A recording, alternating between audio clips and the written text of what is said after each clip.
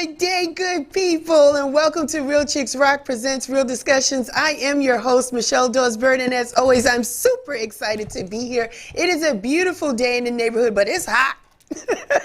It's been hot for people all over the country. It is no different here in Atlanta. It is a balmy, probably 95 degrees. It is hot. We have not had rain. It's just like our grass is turning brown. It is a thing. So please stay hydrated. Make sure you have your water. Stay inside. Stay cool as much as you possibly can because this heat is relentless.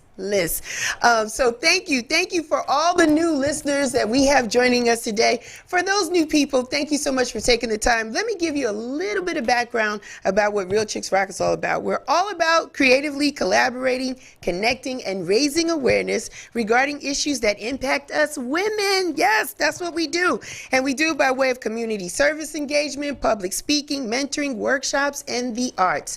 We have been blessed to be doing this particular platform here, talking to wonderful people, subject matter experts, and alike since April 2016. So that's a couple of years that we've been doing it. And we're so honored and grateful to be able to have this platform to talk to wonderful people. And today is no different.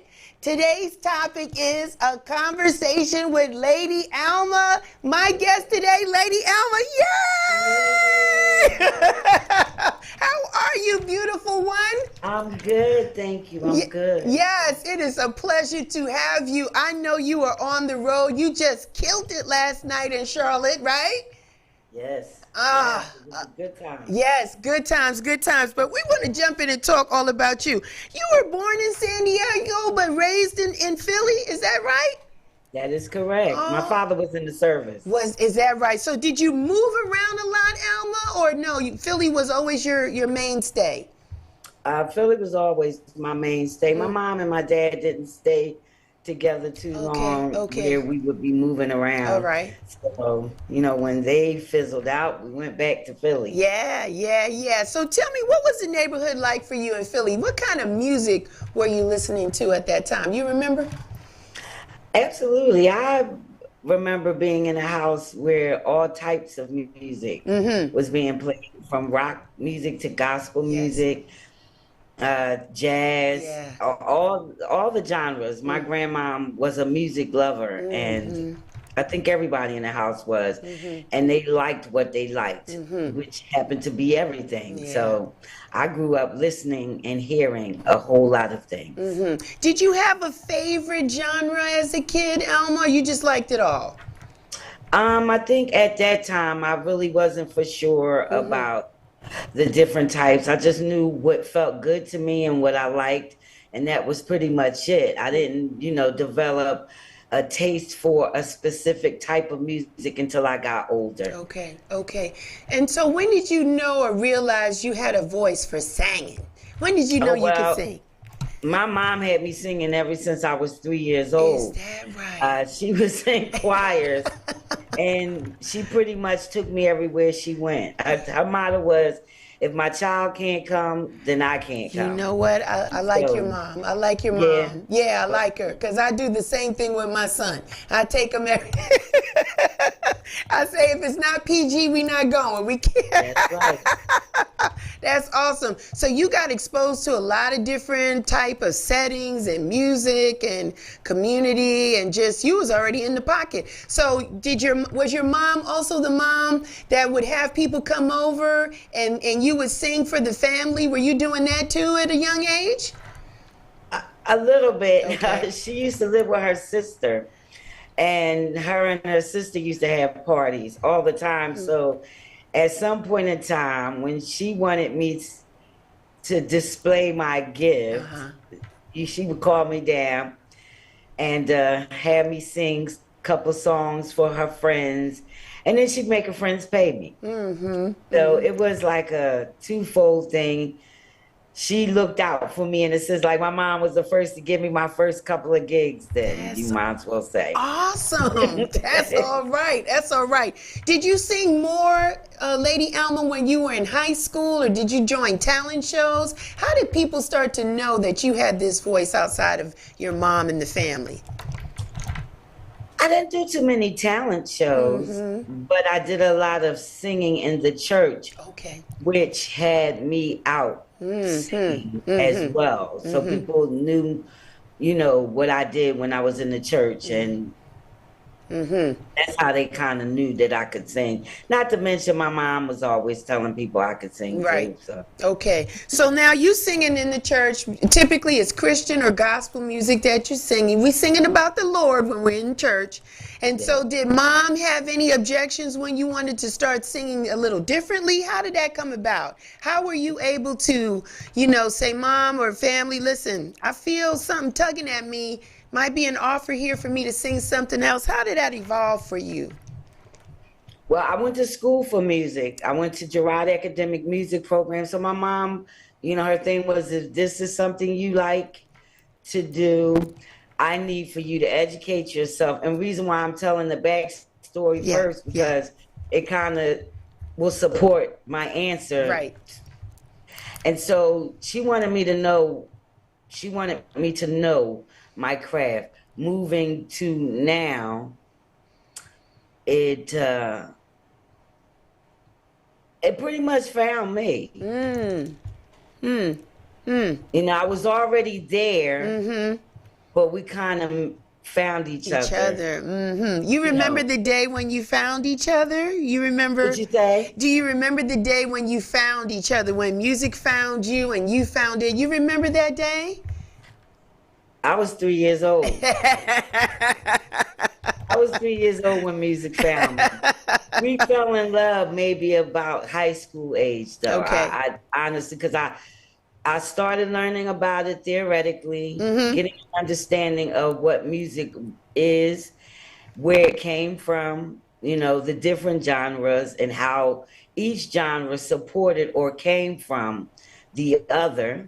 And that's pretty much. I got you. That's pretty much it. So set us up for your first gig, right? You're in love with music, your first paid gig, if you will. You remember that day? What that was like? I do remember that day.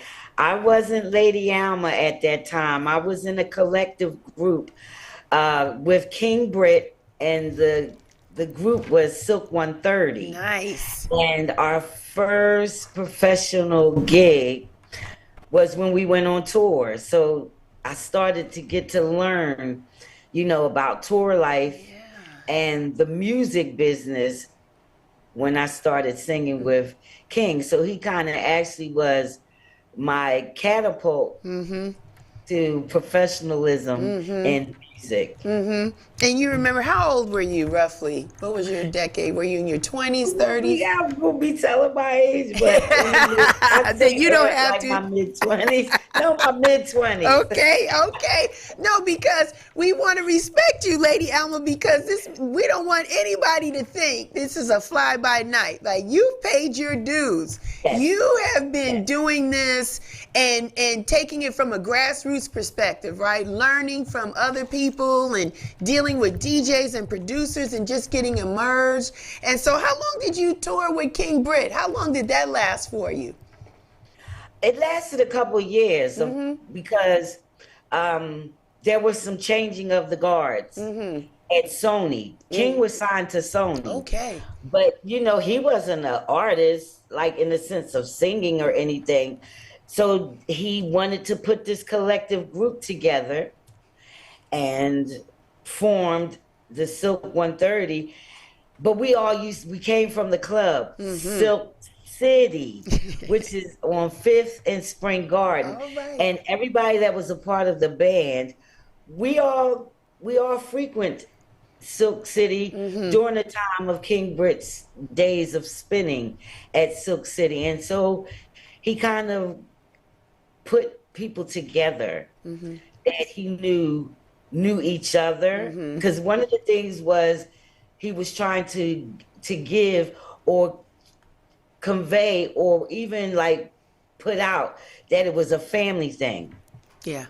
We just, like TLC, they were all put together, even though they appeared like they knew Knew each each other. other. They came all from separate places, Right. didn't know each other, and they grew. Right. We all knew each other. Yeah. So the only thing we could do from there is to grow together Yeah. musically. Everybody that was a part of Silk 130 had their own thing going, with the exception of myself and my partner at the time by the name of Tanja Dixon. We were partners, but we weren't really doing anything like on the major level as when we got with Silk 130. We redid the remake of Last Night a DJ Saved My Life. Yeah. So put us all together from us hanging out, Yeah. Yeah. and here we are. So that's awesome, because to be able to work with people, it does create a different dynamic, more of a safe space, if you will, family feeling versus I don't really know this person, but I got to work with this person, right? So it has a different kind of energy. Did you guys have an opportunity to tour not only the U.S. but of course Europe, right? Did you get to do some things in Europe? We did not. We got as far as Canada. And just as the European tour was coming together, changing of the guards, that's what I want to come to now. It was the changing of the guards. The president at that time, Donnie Ina, he believed in Silk 130 and King Britt, but when the changing of the guards came, they were a little younger. They were more about saving, because it was about 13 people in this band. Wow. And to take this band on the road, that was a lot. Very expensive. Very expensive. And so they couldn't understand the concept. And so King ultimately got dropped from the label. But everybody that was on that tour started blowing up. Being a musician and playing for the likes of like Jill Scott, and playing with what's her name? Lord forgive me. The one that was with the Fugees. Lauryn Hill. Lauryn Hill. Some of the musicians played for her. Yeah. Just played for a lot of people, and even some of the vocalists like Lady Diva Blue. She's a very, very renowned jazz artist. Yes. And Ursula Rucker, who at the time was not on tour with us because she was carrying, but she's all over everybody's stuff besides her own, and she's world renowned. And myself and Jeff Bradshaw, who played the trombone. Yes, we know Jeff Bradshaw. Yeah. He's headlining and doing his own thing now. Yes, he is. So a lot of us, Chuck Treese, a very accomplished musician and artist, and one of the first Black skateboarders to come out of Philadelphia. Wow. So everybody ended up doing really, really great things. Awesome. Once that happened, we were sad that we couldn't continue on, but it helped and catapulted all of us in the spaces that we're in now. And what happened for you? I mean, you continue to remain humble. You list everybody else in the band. What about you? After this happened, the changing of the guards, as you say, what happened for you? How did you pop off? What happened? Well, for me, I ended up meeting a good friend of King's, who was one part of a group from England called For Hero. And he wanted to work with me. He would be my first person outside of King to work with, and my first time that I would be in England. And we recorded a tune called Hold It Down. And that was like one of the first songs to introduce me actually to the world. And it did very well. And so I started meeting more DJs that were also producers, and started writing and, producing with some of the said DJs that I'm still friends with today, and so just wrote. And then, of course, I'm not going to get ahead of myself because I know you'll probably ask me the question. However, I did a lot for a minute and then I had to stop. Okay. And we'll talk about that. For Hero is awesome because man, the remixes, the music that they put out is just delicious. Very sexy, Yes. very saucy, very soulful, house-ish. Incredible work there. But yeah, let's talk about it. You were working with them for a while, and so then you stopped. What happened, Lady Alma? What happened there? Well, life started lifing. Is that right? Yes. And the woman who I saw as a strong woman, my shero, the person that birthed me, she got sick. Okay. And she got sick to the point where she needed me. Okay. And so I had to take a break. 10 years. But I still continued to write, though. Okay. Didn't do too much traveling and a lot of shows because she was my first priority. And having COPD and having heart failure and having some other issues going on, she needed someone that really loved her. Yes. And cared for her and not just saw her as a patient. Yes. And so for a moment, God had to sit me down to do that. Yes. And, if I had to do it again, I would do it again. You would do it again. You would do it again. Absolutely. All over. So as you were writing, were you writing for other people specifically? No. Or just writing because it was coming out of you?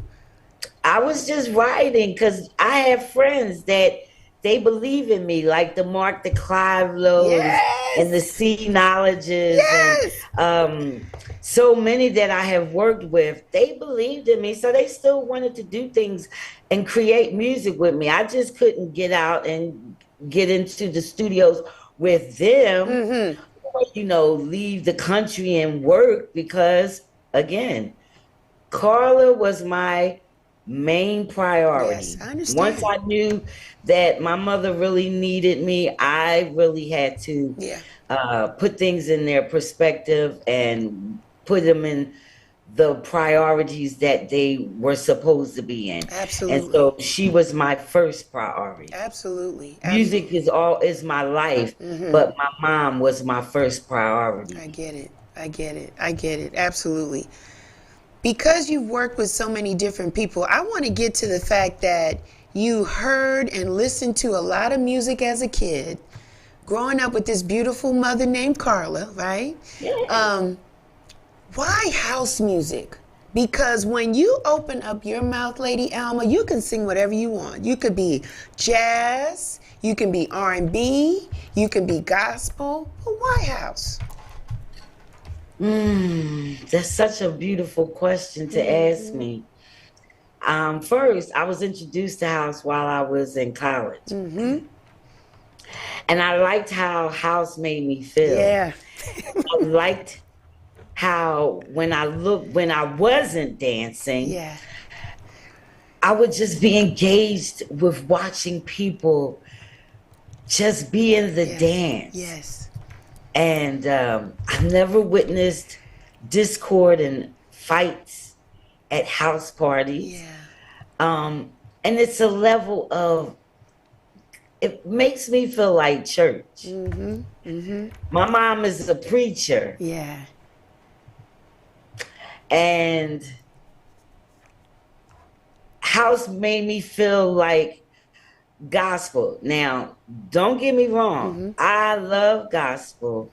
However, I don't like feeling like I'm being like under a microscope. Like when you're talking about God, I tell you, everybody will come at you if you do anything that is not of a godly nature. Right, that is So correct. they forget that you're human. A lot of people don't see gospel artists. They see them as there's some supernatural being. And in actuality, they're just humans. And they make mistakes. And they do things wrong sometimes. They're not perfect. And so for me, I felt like if I had to went in that direction, it would have been too much pressure for me. Okay. However, with house music, though, I can speak of any subject and don't feel convicted about whatever subject I'm speaking of, but still, I could play every song for my mother, who was a preacher. Yes. Yes. So I wanted to be in an area where when I was excited about a song I finished recording, that I could come and play it for my mom. And I said, well, Mom, excuse me for this line coming up or that line coming up. I didn't have to do that. And Yeah. she liked it because it had that beat. And Yeah. I just like how house makes me feel. House does a different feeling to me than R&B or jazz or rock music or calypso or something else. It's just different. It's almost like house is God's language for the person that don't go to church, but get it.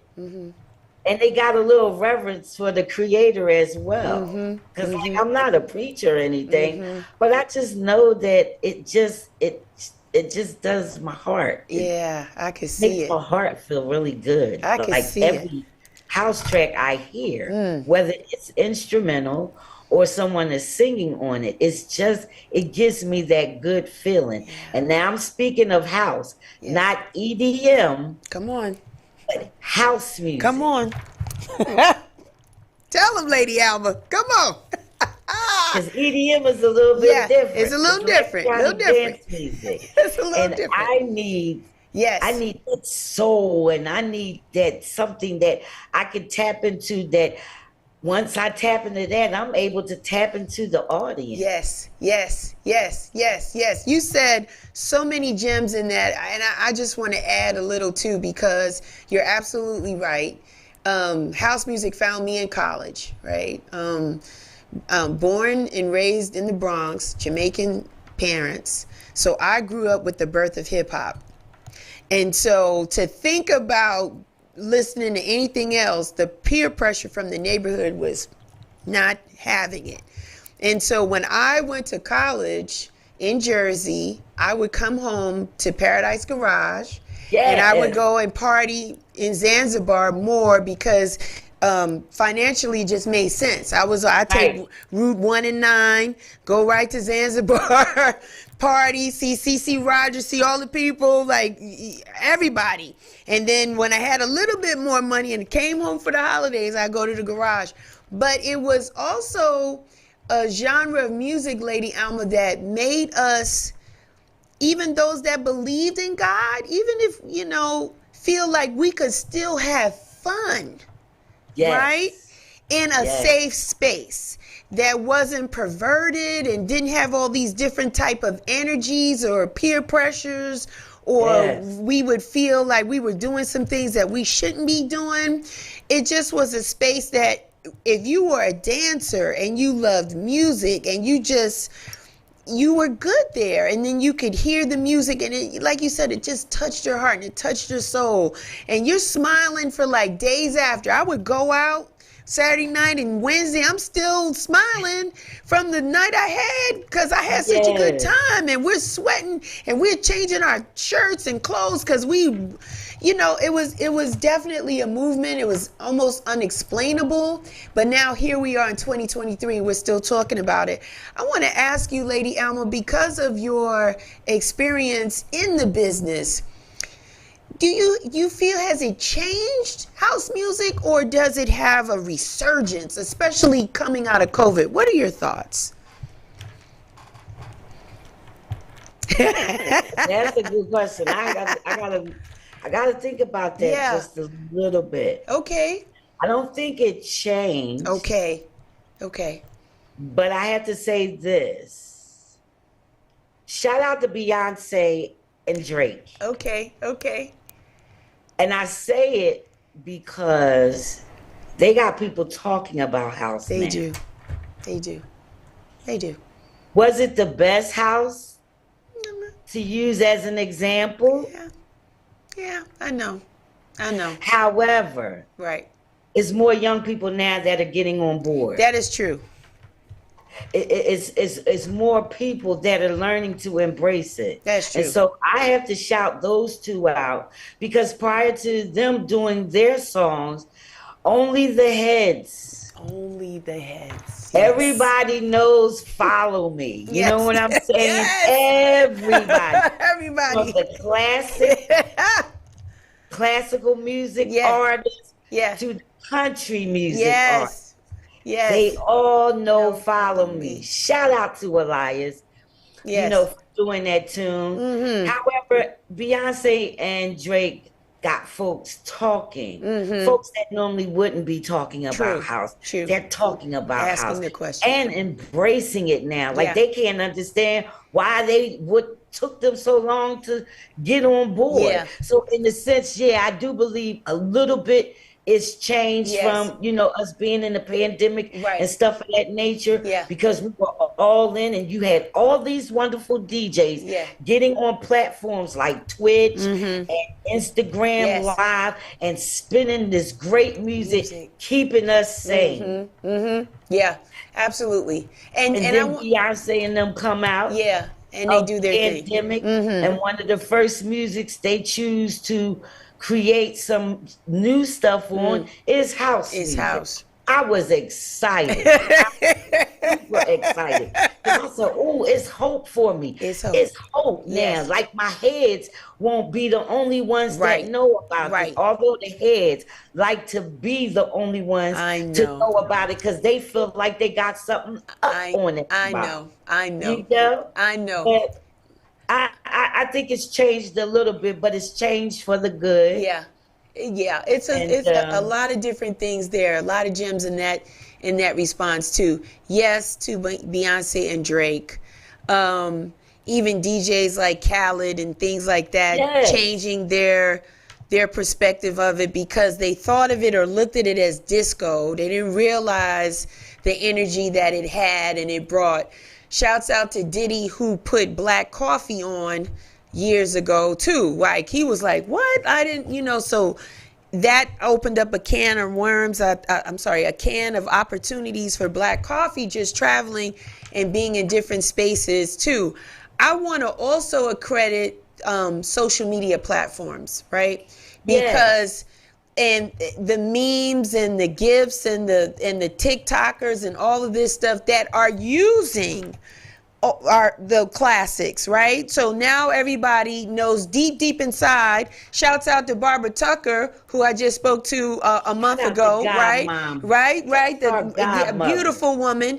I had a conversation with her, and so my producer, who is half my age, right, was like, I heard that song. I know that song. And we gotta shout Kanye West out for that, because he was the one that had it sampled in his keyboard. Yes. And when he had his choir, you remember with the choir, and they was doing something with Deep Down Inside. So like, I'm excited about it all, because you got Top 40 talking about it. I know now. that's right. And then Drake bought Superman.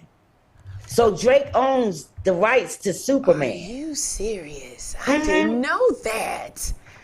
And we learned today. I know that's right. Yes, we're learning today. I want to also shout out a former guest of mine, Terry Hunter. Because my brother Terry Hunter. Yes. Shout him out in the Chosen Few. Yes, we love him. We love him. Right. They just had an awesome festival. Yeah, shouts out to all of the Chosen Few DJs. I've gone a couple of years. I didn't make it this year, but they are also doing great work. And I know you've worked with Terry, but Terry touched that Beyonce song, played it last year, and the crowd went crazy. Got nominated for a Grammy. Yes, he did. That was a big accomplishment. That was huge. He might not have brought the Grammy home, but he brought home something better. Yes, he did. And that was, now people know who Terry Hunter is. Even more. And because they know about Terry Hunter, now people are trying and learning to see and learn who David Morales is and who Mark Francis is and who David Harness is. You know what I'm saying? Yes. Because of that. So shout out to Terry. I know. And you know what? There's another little tidbit that people need to know. That House is the daughter of Disco. Yes, it is. Yes, That's it is. Disco's daughter. Yes, yes. So when she passed away, rest in peace, Disco. I love my Donna Summer. Shout out to the late, great Donna Summer. Yeah. Here comes House. Here comes house music. So we thank God for the two godfathers, Larry Levan and Frankie Knuckles.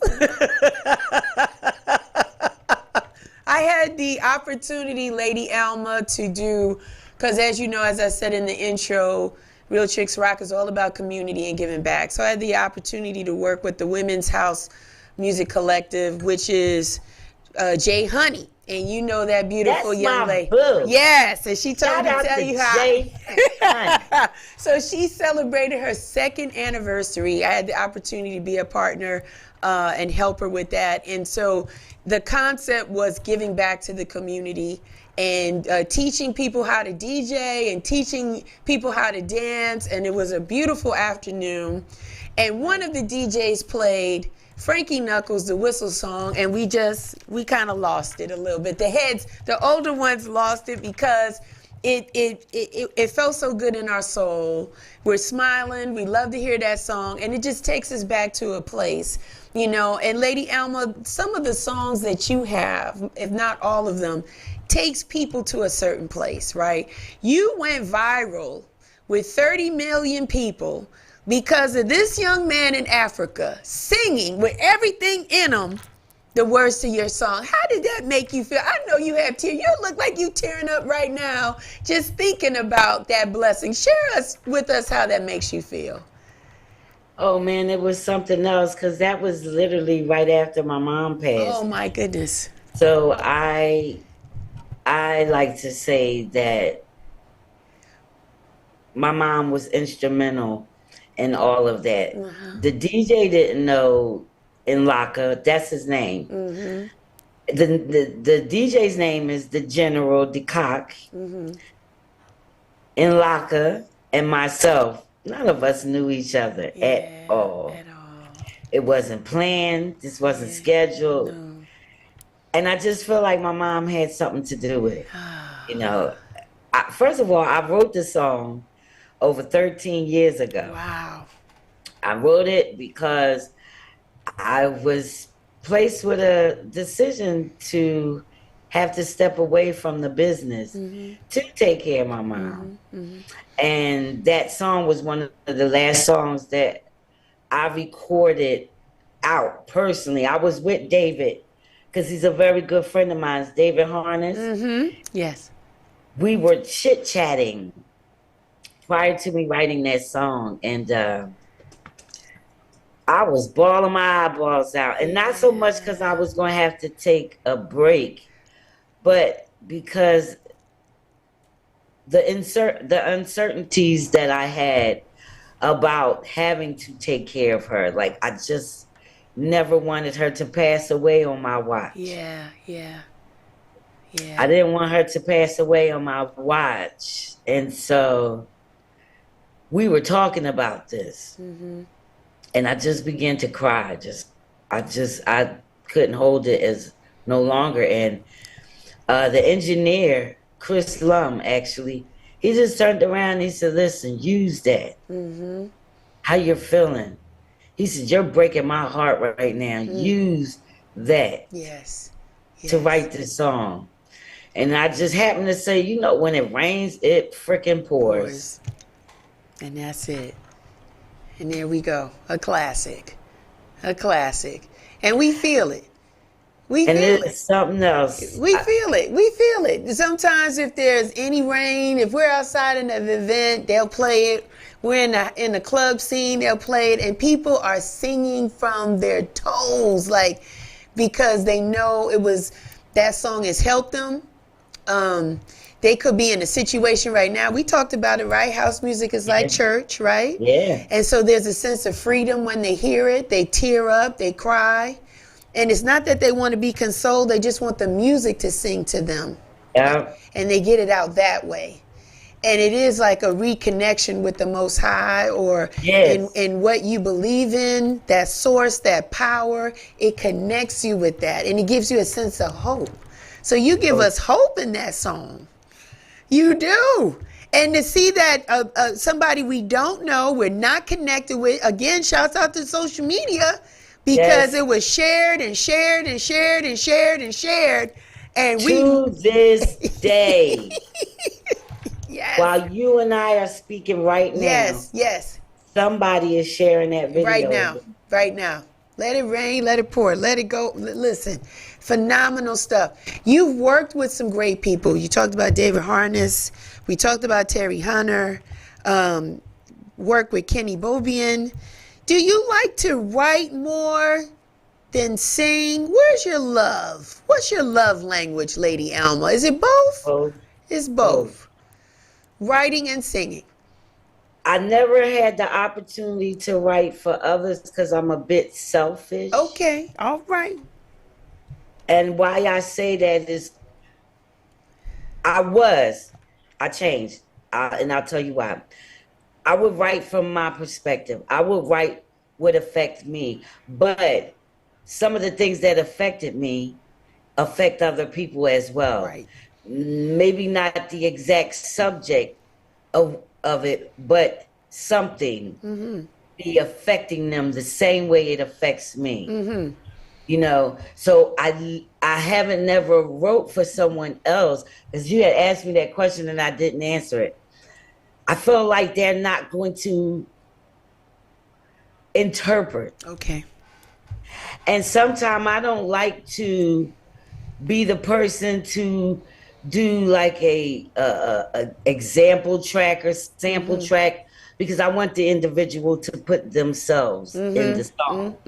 But I'm also critical. Yeah. I'm critical of myself. Yeah. I'm very critical of myself. So if I'm super critical of myself, I'm gonna be extra critical of everybody else. Which is why I don't write for others. people. However, I'm open to it, Okay. especially if I'm able to write with the individual in the studio with me. Yeah. Because we get to commune a little bit. We have a conversation a little bit. I can kind of understand where they're coming from and kind of tailor make the song for them. I have that ability. But it's both that I get my joy, because I write it. And then you get to And when you're able to write and tell the story, yeah, that's it. That's it. no Yeah. one can misconstrue Yeah. what it's all about, because I'm the writer of it Yeah. and I'm telling you what this is about. Yeah. So it's face value. Yeah. I have my love language are both. I got you. I got you. So many writers, when I think of listening to you, and I'm thinking of Stevie Wonder and Prince and even Quincy Jones and you know, those types of people, when they did write a song, they knew it wasn't for them to sing it, but they did put in their mind who they would like to see that, you know, sing that song. So it's, you have a totally different perspective. I get it, because it's storytelling. It is storytelling.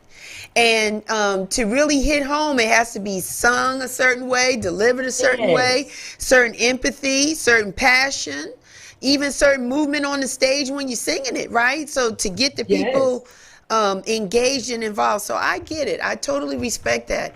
100%. You, like I said, you work with so many producers, but what I find interesting is that you're doing some work with Marley Marl. Is that? Is that correct, Yes. Lady Alma? That is. Now, we talked about hip hop. It's 50 years. Marley Marl goes way back with Biz Markie, Big Daddy Kane, you know, with the symphony Mr. way Magic. back. Yeah, Mr. Magic and all that. And so how did your paths cross? How do you guys know each other? Look at that smile. His manager knows my manager. Okay, all right. There we go. And he just actually, you know, said to his manager, I really want to work with her. Yeah. And so when he said that, his Troy, that's his manager. He Yeah. said, oh, I'll call her right now. Yeah. Of course, he called Tone because him and Tone Yeah. are the friends. Right. And so he called Tone and he said, Tone, Marley want to work with ALMA. Mm. And I am a product of hip hop. All right. I'm a child of hip hop. So, the symphony Yes. and all of those other songs that he created Yes. with Shan and, Yes. other artists. Yeah. I grew up, so it was like, I thought everybody was lying and pulling my chain. Right.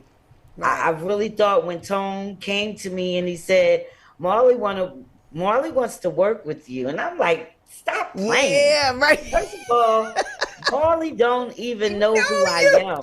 And shut me all the way up because Marley spins my music. Marley is a house DJ.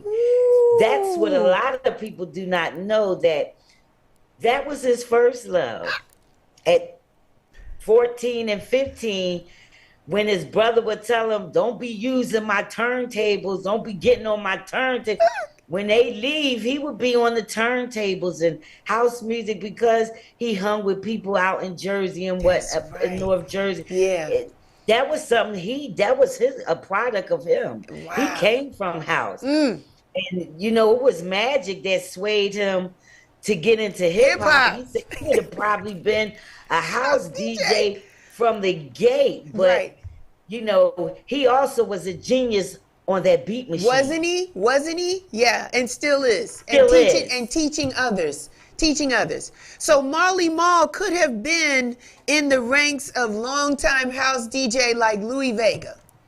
And Kenny Dope. And all that. Wow. Joe Claussell. Yes. Ooh, you talking dirty on a Sunday. Lande, yeah, you talking dirty on a Sunday. You talking dirty. Yes. He Yes, really I love could it. have, but he's doing it now. Yes. He still, of course, he spins his hip hop because that is what he's known for. Yeah. But I also want people to know that he is also known for spinning house, and he creates house, and he takes some of some old classic R&B, like your Michael Jacksons and your After Sevens, and he'll put house beats under their stuff. Creates a whole new vibe for the song. Make the song come back to life. Make people who forgot about the song make it relevant again. Yeah. He has that power and genius in him. When I was told he wanted to work with me, first thing, I fanned out for 5 seconds. Because the next thing was, well, it better be some good house. He could forget working with me. Yeah. He sent the track. Yes. And Kenny Bobian was singing on the chorus part. That was it. Which the song is entitled Joy, in parentheses, Hallelujah. Yeah. And yeah, I haven't looked back. I loved him before I met him. I super, super, super love him even more now because we have allowed each other to be in each other's space. Yeah. And he's a wonderful dude. Like, if you ever get the opportunity to meet him, just being in his presence, is just an honor, and it feels good. Yeah, and he is such a sweetheart, a beautiful person inwardly first, That's good. and it then comes out the way he opened up his home to me, and the way he, opened up his heart to me. Like, that's my brother. Like, I'll fight for him. You say something bad about him, you had to deal with me. Yeah, you have problems. Forever. I hear you. For life. That's beautiful. Do you feel, Lady Alma, the same type of sensation when you travel abroad? Like, when you go to other countries, are they just going bananas to hear you sing? Hey, look at your face. Look at your face. Yeah. Yeah. They love you. They eat you up. They don't want to let you go. Because I be see. wondering who they screaming and hollering Yeah, they about. screaming at you. Because I just seen your sister, my friend Julie McKnight, former guest on the show. She went over there and they ate her alive. She was just so filled with the love That's and my response. cousin. See that? Julie is my cousin. Oh, the circles are so small. Look at that. You come from good And I stuff. found that out through another family member. He called my cousin Tommy, called me and he said, "Hey, you ever heard this artist by the name of Julie McKnight?" Now, I know Diamond Life, Yeah. but I did not know the two was a part of each other. Right, right. That's the first thing. Then the second thing was after I found out who sung Diamond Life, Yeah. I then find out that she is my cousin. Shouts out to your beautiful cousin, Julie McKnight. Shout out to my beautiful cousin She's Julie. beautiful McKnight. inside and out. Yes, she is. Yeah. Yes, she is. So do they eat you up like that when you go to Europe? Yeah. They can't get They enough. sing the songs. I look out and I see people crying, Yeah. engaging with me. Uh-huh. Just being really good to me. Like, I've been very fortunate and blessed. Mm-hmm. I have to say it. Mm-hmm. Fortunate and blessed Mm-hmm. that everywhere I have gone, I have not had a bad situation. That's awesome. Haven't had a bad reaction or anything. And, I attribute it again to my ancestor. Mm-hmm. I attribute it to God. I attribute it to me for because this is where I want to be, and seeing faces and seeing how it the music that I am producing and collaborating with others to create is having an impact on people. Yes. Yes. It's important to me It is. that my people are happy or feeling differently from how they came in. Like if they came in and they a little off, I like to change that. If they mad, I like to change it. If they happy, I like to take them up some more. That is just, I am your public servant. I'm here to serve you guys. And that's my joy. I get joy when you guys have joy. If y'all not happy, I'm not happy. It starts with you guys first. Yeah. First and foremost. And a lot of artists tend to take their audiences and people for granted. If they don't buy your works, if they don't stream your stuff, if they don't, come to your shows, you're not going to be nobody but with a gift. Yeah. Wow. Wow. For yourself. Wow. That's true. That's true. That is true. Lady Alma, is there somebody you would like to work with that you have not worked with yet?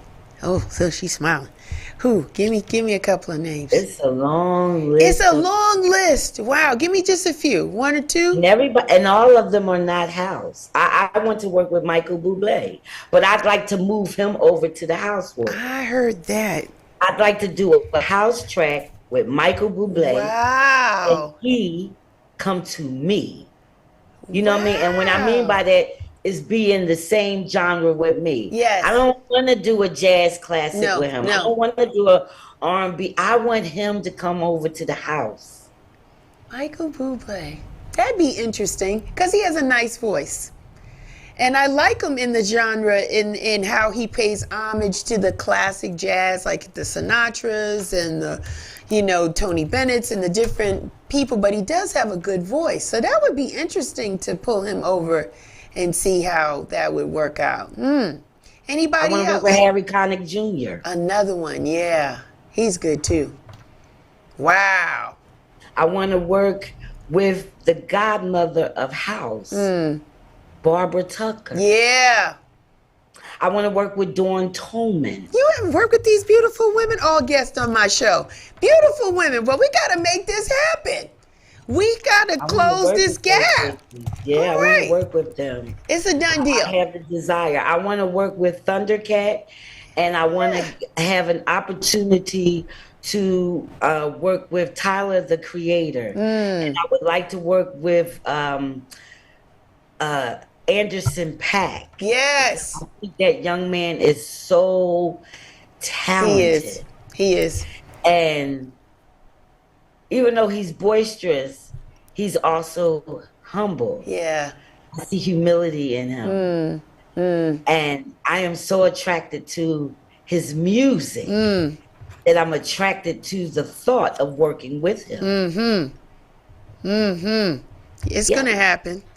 Yeah. Yeah. It's gonna I happen. believe it. Yeah. Definitely, especially with the ladies, with Barbara Tucker and Dawn Tolman. Yeah.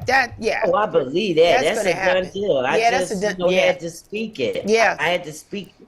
But I have a great desire. Dawn Tolman sings I know. with the conviction and anointing that it takes the anointing Yeah. to do what she does. Yeah. Yeah. Barbara, Miss Tucker. That's it. Another I one. don't have to say Yeah. anything. I Yeah. just say Barbara Tucker. Yeah. That says a whole lot of stuff. That's it. And that woman is a beautiful Yeah. here. Yes, Here. yes. Now, I always go by how you look on the outside because you could be beautiful and be crappy On the inside. But as beautiful as she is on the outside, I know she's Yeah, just she is. as beautiful on the inside. And every time she opens her mouth, she sends chills up my spine. I get almost clapped at times when she's singing. And Jocelyn Brown, too. She has a song called Lord, I Want to Thank You. Yes. And at the end, there's a prayer that she does. She just rips me all of. I'll be in tears by the end of her song because these women are great women. Yeah. That's another one Not of my favorites. celebrated and appreciated as they should be. Yeah. And so if I got anything to do with it, I'm always speak their names out of my mouth. Absolutely. Like I don't discredit my CC and my Robin S. I don't discredit them because I love them too. But Barbara Tucker. I know. She's gorgeous inside and out, and talented and humble and sweet and want everybody to win. Yep, all the time. Isn't that something? Yeah, we gonna make it happen. It's gonna happen. Even if I gotta throw my little 2 cents in there. Well, I believe it. If I gotta connect the dots, I'm ready for it. I know you are. You busy, beautiful, blessed person. What's your next city? You got a list of places you going, aren't you? Aren't you busy? I'm gonna be in South Jersey for a little bit. I'm doing on the 11th. August 11th. I'll be in Brooklyn at the Leo's party. The 19th. I'll be in Jersey at the Salem County Fairgrounds, doing an all things music festival with After Seven, War, The Average White Band. My friends and brother in music, his group is called UGO. That's Urban Guerrilla Orchestra, and a plethora of other artists. And I'm going to be representing for the house. I know that's right. Where can the people find you, Lady Alma, on your social media handles and everything else? Yes. And before I also got to mention on the 20th. Yes. I will be in New York with DJ Spinner and DJ Kenny Dope on a boat, baby. Yes. We're going to sail on the Hudson or whatever that body of water is out there. And we're going to house them folks. I just pray for me because I don't want the boat to be sinking or none of that. Not going to happen. People stopping, they stop that storm. I don't want none of that. So everybody, if you're listening right now, on August the 20th, do me a little favor. And just say a little prayer for your Sure girl while will. she's on the boat. Yeah, that's going to be awesome because you're going to be up and down and looking at the Statue of Liberty and the New York skyline. It's going to be gorgeous. That's going to be nice. Absolutely. And DJ Spinner's Yep. a great guy. He's a nice guy. He's a sweetheart to be working with. And Kenny Dope is good at what he does. So you're in Yes. great hands. Yes. Absolutely, I am. You are in wonderful hands. That's awesome. So you're already April is already August is already pegged out. Right. It's already filled out. Man, Yes. you're a And busy then lady. we're taking the show overseas in September. Nice. I'll be in Paris on the 15th. I'll be in London on the 20th and Manchester on the 21st Look of at September. that. Look at that. And we're presenting our Gimme That Music live PA, not the concert series, because when it's the concert series, I'm with my band Vertical Current. But I'm going to be with my brother in music, DJ Marley Marl. Omar is going to be on the bill. And the flowicist of Flowetry will be my hosting gosh. and doing a little something too. And I got DJ Barry King and DJ Fitzroy on the ones and twos, along with my brother Marley Marl. Oh my gosh. Something. That's going to be heavy. Ooh. Whoa. Yeah, rub those little hands. You see how God has rewarded you because you made your mother a priority. It's like you haven't missed a beat. He is doubling you. How about that? And everything that you thought, and you might not even gave it any thought because you're a humble servant of him and you honored your mother, which is the first thing it says. We're supposed to honor our parents, right? And so honor our mother and father so that our days yes, right. long on this earth. That is correct. And so I want to I'm grateful that God has allowed you to be blessed and we can witness that and Thank everything that you're doing. How can people find you on social media? Well, it's quite simple. On my website is www.theladyalma.com. And then on the social media platforms like Twitter, or they're X now, Instagram, Facebook, or wherever else, it's The Lady Alma. Just so simple and beautiful. This was a pleasure. It really was. It was. Thank you so much. I learned some things. I got to talk to Lady. Just so excited. This was so good. I want to wish you nothing but continued success in everything that you do. And we as a house head and just being in community, thank you for what you do. Thank you for being a beautiful representation of the music we love so much.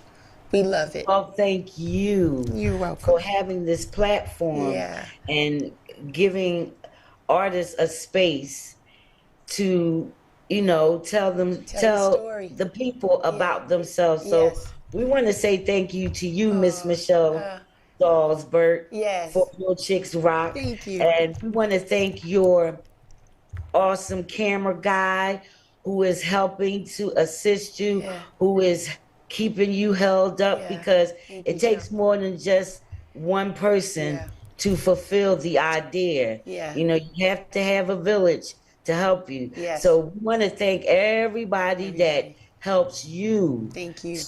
With your platform. We thank you. And we thank everybody. Well, I thank everybody for, just supporting you. Thank you. Thank you. Thank you so much, Lady Alma. It's been a pleasure. That's my time, ladies and gentlemen. Yeah, that's my time. We got to go. But you know what? Real Chicks Rock, we are everywhere. We are on Instagram. We're on Twitter. We're on Facebook. We got a website, realchicksrock.com. Go cop a t-shirt. You know you need it. You need to have it on your back. But before I go, I always want to leave with one of my favorites. I loved him so much as a kid listening to him.